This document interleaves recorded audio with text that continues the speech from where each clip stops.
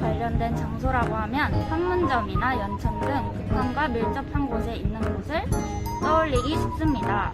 하지만 통일 관련 장소는 생각보다 우리 주변에 위치하고 있습니다.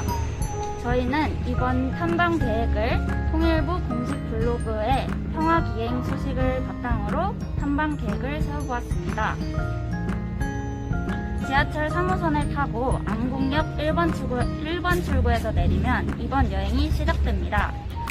북촌 골목을 따라 10분 정도 걷다 보면 정독 도서관이 나옵니다.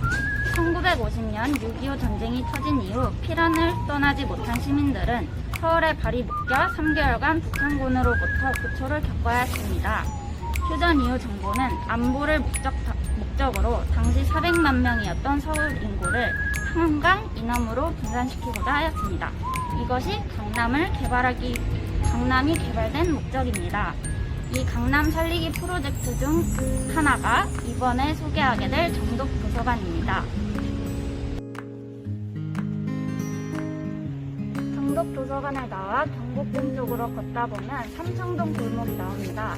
이 골목에는 지주 10에서 15m 되는 지주가 하나 있는데요. 여기서 지주란 청와대의 보안을 위해 연막탄이나 조명탄을 곁들일 수 있는 군사용 시설이라고 생각하시면 됩니다. 사실 모르고 지나치면 평범한 전봇대처럼 보이기도 합니다. 하지만 자세히 살펴보면 여전히 군단의 아픈 흔적이 서울 곳곳에 남아있다는 것을 알 수 있습니다. 뿐만 아니라 여전히 한국 전쟁의 아픔이 우리 삶에 깃들어 있다는 사실을 내포하고 있음을 알 수 있습니다.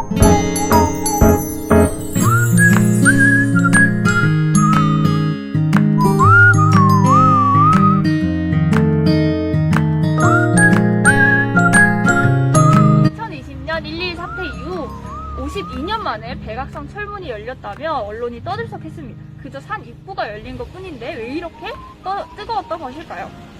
1968년 북한군이 청와대를 기습 시도했던 사건이 발생했습니다. 일명 김신조 사건, 121 사태라고도 부르기도 합니다. 이 사건으로 최규식 경무관, 정종수 경사가 순국하면서 청와대 안보를 위해 백악산과 인왕산의 출입을 엄격히 금지했습니다. 이 사건 이후 52년 만에 이 백악산의 철문이 다시 열렸기 때문에 언론이 떠들썩했던 것입니다.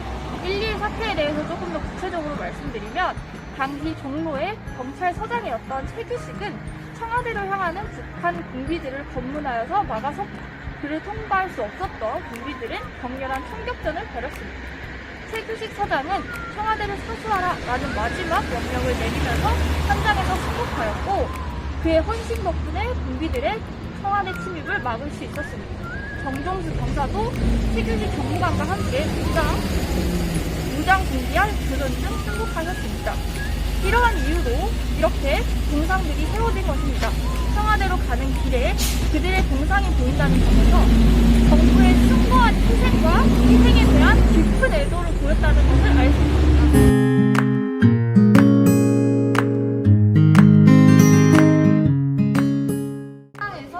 7018번 버스를 타고 10분 정도 가다 보면 유진상가 정류장이라는 안내문이 들립니다.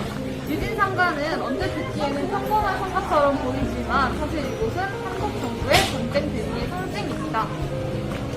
이곳은 서울 지하철 3호선 홍대역 옆에 있는 빌딩인데요. 1980년대 말까지만 해도 북한군이 전쟁 시에 서울로 밀고 들어올 길은 유진상가가 있는 통일로가 유일했다고 합니다. 따라서 통일로에서 북한군을 처단하는 것은 매우 중요한 일이었는데요. 서울 최후의 방어선이라는 역할이 맡겨진 유진상가는 서울 요새화 작전을 위한 중심지였습니다. 따라서 건물, 도로, 터널 등의 군사작전을 수행하는 역할이 부여됐고 유진상가도 그곳 중 하나입니다. 유진상가에 들어가 보면 동시대에 지어진 건물과 사뭇 다른 점을 볼 수 있습니다. 길쭉하게 늘어진 필로티가 눈에 띄는데 필로티란 2층 이상 건물 일부에 벽면 없이 기둥만으로 떠받치고 지상층을 개방시킨 구조물을 의미합니다. 필로티의 목적은 유사시 이곳에 탱크를 배치하는 군사작전의 일부인데요. 이곳은 군용 목적으로 지어진 건물임을 알 수 있습니다. 이것이 필로티인데요.